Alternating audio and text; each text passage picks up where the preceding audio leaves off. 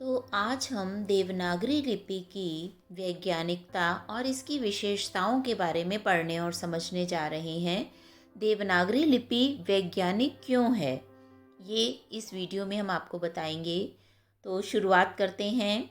अधिकांश व्यक्ति इस कथन से परिचित हैं कि देवनागरी लिपि सर्वश्रेष्ठ और सर्वाधिक वैज्ञानिक लिपि है, लेकिन जब कभी भी इस लिपि की वैज्ञानिकता की चर्चा होती है तब हिंदी के प्रमुख समर्थक भी देवनागरी के पक्ष में अपनी बात को तर्कों और तथ्यों से पुष्ट नहीं कर पाता। तो आइए इस बात से परिचित होते हैं कि हिंदी सहित अन्य कई भारतीय भाषाओं को अभिव्यक्त करने वाली देवनागरी लिपि दुनिया की सर्वाधिक वैज्ञानिक लिपि क्यों है। ऐसी कौन सी विशेषताएं हैं देवनागरी लिपि में जो यह दुनिया में बोले जाने वाली सभी भाषाओं में सर्वाधिक वैज्ञानिक है, और यही सब देवनागरी लिपि की विशेषताएं भी हैं। तो इसमें पहला तथ्य है ध्वन्यात्मक लिपि। इसको समझते हैं। यह एक ध्वन्यात्मक लिपि है, अर्थात इसमें जैसे बोला जाता है वैसे ही लिखा जाता है। जिस तरह की ध्वनि हम अपने मुंह से उच्चारित करते हैं उसी तरह से देवनागरी लिपि में हम लिखते भी हैं। दूसरे शब्दों में इसके प्रत्येक अक्षर का जो नाम वही उसका उच्चारण है, यथा क का नाम तथा उच्चारण भी क है इत्यादि, जबकि अन्य लिपियों में ऐसा नहीं है। रोमन लिपि में अक्षर H का नाम H है किंतु उच्चारण ह होता है। W का नाम W है पर उच्चारण व होता है। G का नाम तो G है परंतु इसका उपयोग प्राय ग के लिए होता है। केवल ओ के अतिरिक्त सभी अक्षरों का उच्चारण उनके नाम से पृथक है। तो यहाँ इंग्लिश भाषा का उदाहरण दिया गया है जिसकी लिपि रोमन है कि अंग्रेजी भाषा में जिस तरह से हम वर्णों को उच्चारित करते हैं उसी तरह से उनका नाम तो वही है लेकिन उनका उच्चारण जो है वो अलग होता है। कि यहाँ तक कि कई शब्दों में ओ का उच्चारण भी ओ नहीं होता, जैसे कलर। ग्रीक भाषा में अ उच्चारण के लिए काम किए जाने वाला अक्षर अल्फा अ के लिए, ब के लिए बीटा, घ के लिए गामा इत्यादि अक्षर हैं। ग्रीक लिपि के अन्य अक्षरों के नाम theta, pi, sigma, epsilon, lambda, mu, phi, psi, omega इत्यादि हैं। प्रकट है कि इन अक्षरों के नाम 2, 3 या अधिक अक्षरों से उच्चारित होते हैं। अरबी लिपि में अलिफ, बे, पे, ते, से इत्यादि अक्षर हैं जो कि एक से अधिक वर्णों से बनते हैं। यही स्थिति भारतीय मूल की लिपियों से इतर अन्य लिपियों की भी है। तो सबसे पहली विशेषता देवनागरी की लिपि की ये है ध्वन्यात्मक लिपि। इसमें जैसे बोला जाता है वैसे ही लिखा जाता है, जबकि दूसरी भाषाओं में ऐसा नहीं है। यहाँ पर इंग्लिश, ग्रीक और इन्होंने आपको भाषाओं का उदाहरण भी दिया है। अगला है एक अक्षर एक उच्चारण, अर्थात एक अक्षर के लिए एक ही उच्चारण होता है। किस तरह से? इस लिपि की दूसरी विशेषता यह है कि यहाँ किसी भी अक्षर का एक ही उच्चारण है और साथ ही एक उच्चारण के लिए एक ही अक्षर है, अर्थात इस लिपि में ऐसी अव्यवस्था नहीं है किसी अक्षर का उच्चारण एक शब्द में हो एक प्रकार का हो और दूसरे शब्द में दूसरे प्रकार का। इसी प्रकार ऐसी अव्यवस्था भी नहीं है कि किसी उच्चारण के लिए एक शब्द में तो एक अक्षर का प्रयोग हो और दूसरे शब्द में दूसरे प्रकार का। यहाँ उदाहरण भी देकर ये आगे आपको समझाएंगे।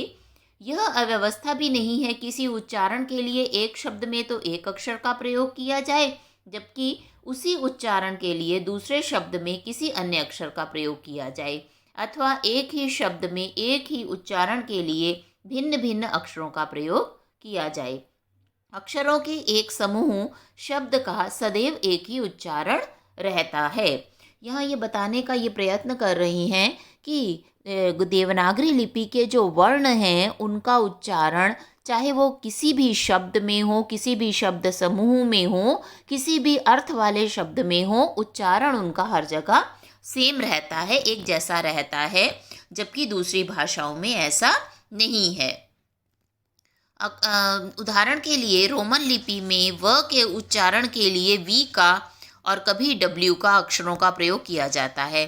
अब आप रोमन लिपि में देखते हैं, अंग्रेजी में व के लिए कई जगह वी शब्द प्रयोग होता है, कई जगह डब्ल्यू शब्द प्रयोग होता है, लेकिन देवनागरी में ऐसा नहीं है। व के लिए हर जगह व का ही प्रयोग होता है। यहाँ तक कि एक ही शब्द वोवल में प्रथम बार व के लिए वी और द्वितीय बार ब के लिए डब्ल्यू का प्रयोग किया गया है। यहाँ उदाहरण दे रहे हैं, वोवल शब्द में आप देख रहे हैं शुरू में वी का प्रयोग किया गया है और बाद वाले व में डब्ल्यू का प्रयोग किया गया है। जबकि हिंदी अगर आप इसका रूपांतर देखेंगे तो दोनों बार व शब्द का ही प्रयोग किया गया है, इसलिए इस भाषा में कोई अव्यवस्था नहीं होती है। अक्षर स कभी क के लिए कैमल और कभी सेल के लिए प्रयोग होता है। अब यहाँ सी बता रहे हैं, हिंदी में जिसका उसका क उच्चारण कर रहे हैं, तो कभी तो वो कैमल के लिए प्रयोग होता है, कभी वो सी जो है स के लिए प्रयोग हो जाता है। सामान्यतः सी एच का प्रयोग च के लिए होता है, किंतु केमिस्ट्री, क्लोरीन जैसे अनेक शब्दों में च का प्रयोग क के लिए हो जाता है। रोमन लिपि में रीड भी रेड है और रेड भी रेड है, राइट भी राइट है और राइट भी राइट है। रोमन लिपि में ऐसे अनगिनत उदाहरण हैं, कहाँ तक गिनाएं। अब ये यही बता रहे हैं कि दूसरी लिपियाँ हमें बहुत ज़्यादा कंफ्यूज कर देती हैं, जबकि देवनागरी लिपि में सभी चीज़ें बिल्कुल व्यवस्थित रूप से हैं। जो वर्ण का जो उच्चारण है, लिखने में भी हम उसका वही प्रयोग करते हैं, शब्द में भी उसका वही प्रयोग होता है।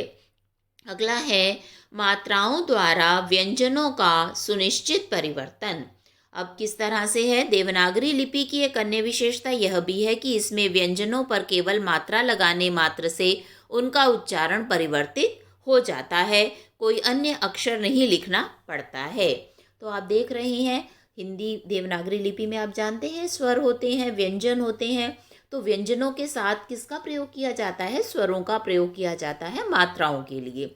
तो यहाँ पर वो यही समझाने का प्रयत्न कर रहे हैं कि व्यंजन पे जब हम मात्रा लगा देते हैं तो उससे उसके उच्चारण में परिवर्तन आ जाता है, उसके लिए हमें कोई और शब्द नहीं लिखना पड़ता। साथ ही प्रत्येक मात्रा प्रत्येक व्यंजन के साथ सभी समय एक ही प्रकार का परिवर्तन हो जाता है, कोई अन्य अक्षर नहीं लिखना पड़ता है। प्रत्येक मात्रा प्रत्येक व्यंजन के साथ सभी समय एक ही प्रकार का परिवर्तन करती है, भिन्न भिन्न के परिवर्तन नहीं होते हैं। आप समझ रहे हैं, एक ही मात्रा लगाने पर जो परिवर्तन होता है वो हमेशा एक जैसा होता है। ओ की मात्रा लगाने पर जो परिवर्तन होगा वो हमेशा एक जैसा होगा। लेकिन अंग्रेज़ी भाषा में ऐसा नहीं है। जैसे अंग्रेज़ी में पुट तो पुट होता है, बट हो गया। अब है तो यहाँ पी में यू और टी लगा, वहाँ बी में यू और टी लगा है, आगे सी में यू और टी लगा है, लेकिन तीनों का उच्चारण कैसा हो गया?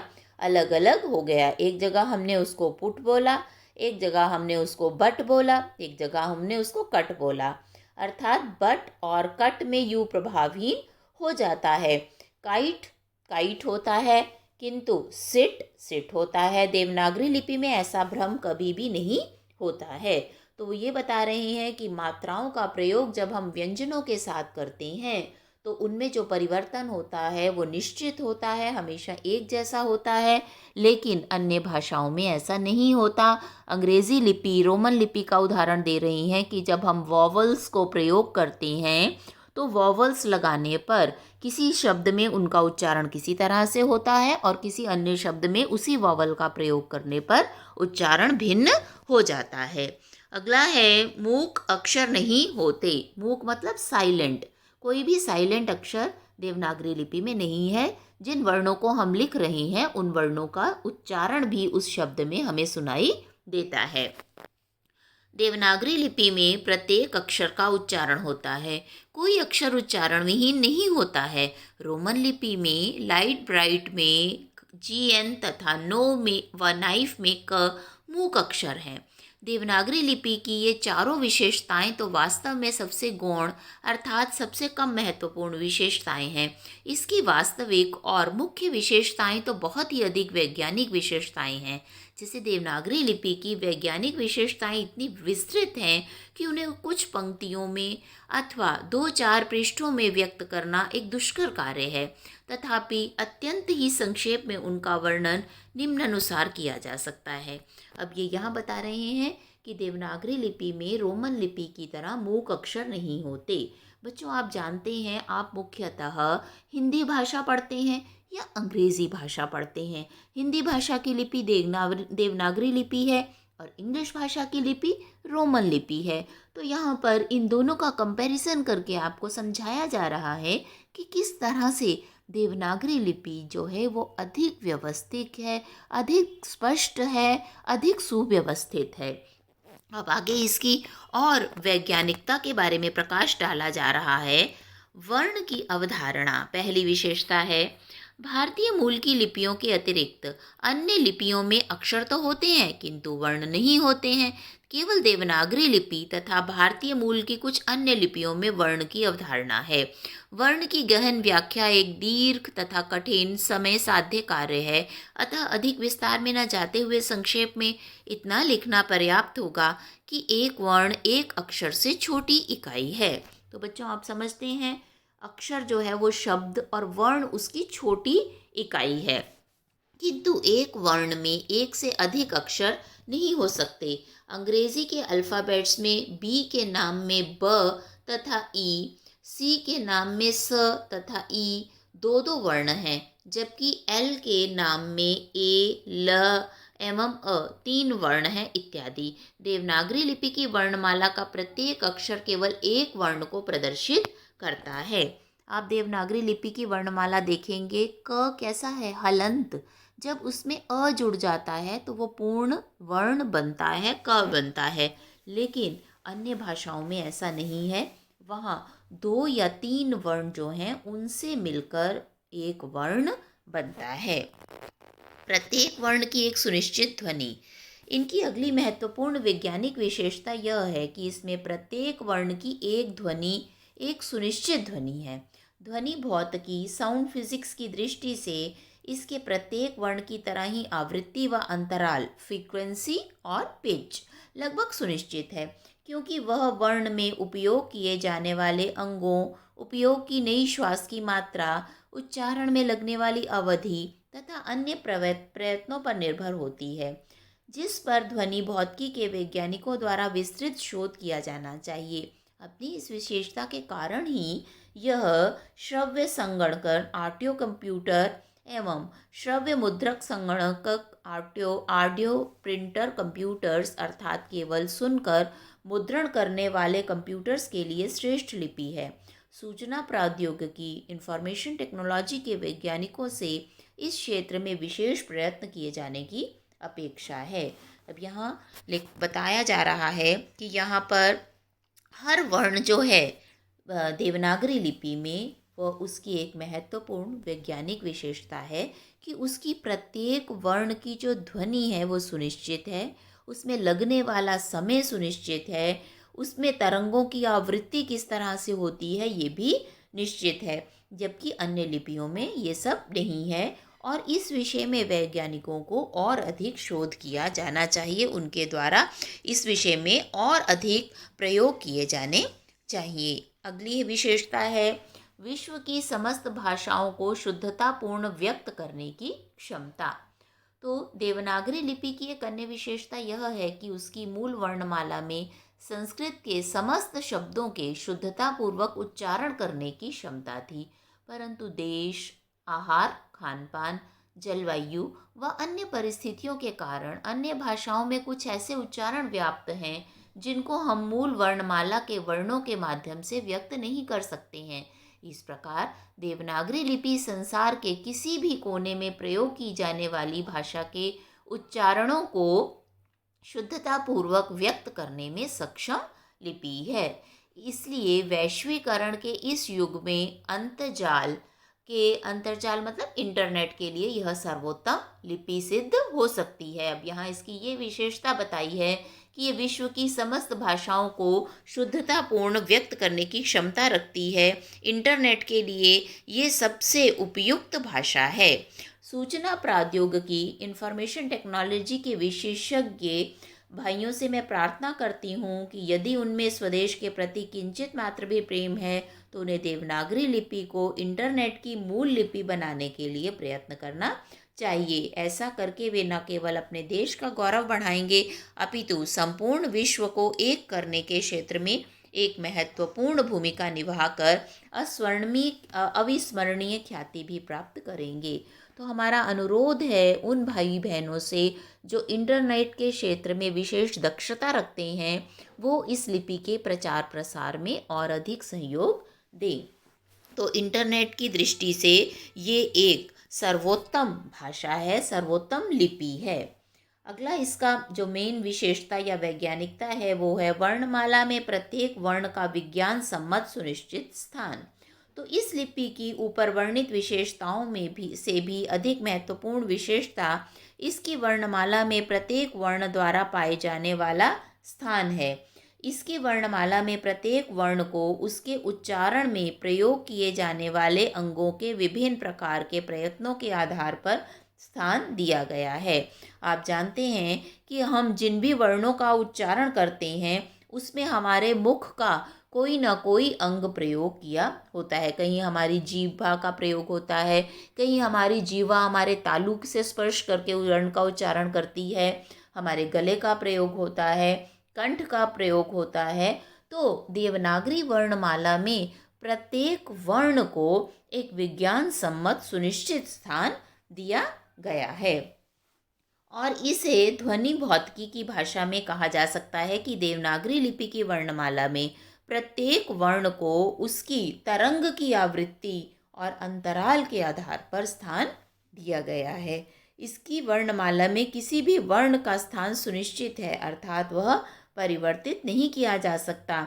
उदाहरणार्थ अ के पश्चात आ क्यों आया, आ के पश्चात ई क्यों आई और फिर ई क्यों आई। इसी प्रकार क के पश्चात ख क्यों आया, ख के पश्चात ग क्यों आया, प के पश्चात फ क्यों आया इत्यादि। इन सब के पीछे इतने ठोस और वैज्ञानिक आधार हैं जिन्हें हम अपनी इच्छा अनुसार परिवर्तित नहीं कर सकते हैं।